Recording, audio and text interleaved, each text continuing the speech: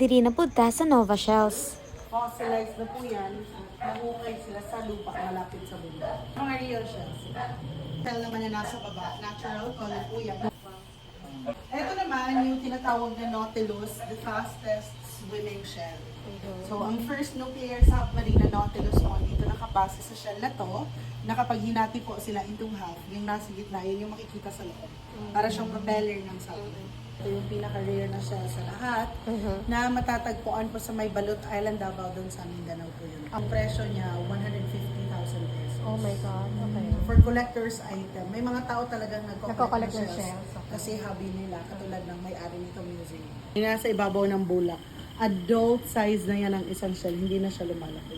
So wala na nako giisay sa video ang mga shells guys kay murag maugmaan kita ni sa kadaghan ba. Lain-lain man din ni sila ngalan. Uy, abi ko kinasundan ni tanan.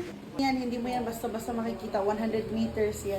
Hindi kaya yan ng diver. Ang klase ng mga cone-shaped shell na to, venomous po sila. Yes. So pag buhay po ito na nahawakan natin at na-sting ka ng living mollusk inside, pwedeng ma-paralyzed or worst thing, pwedeng mamatay. So yung laman nila ay may venom. Na-amaze jud miss klase-klaseng shells diri guys. Haskang daghana kaayo. Napod sila gipang preserve nga species diri guys. So maura to, salamat sa pagtan-aw.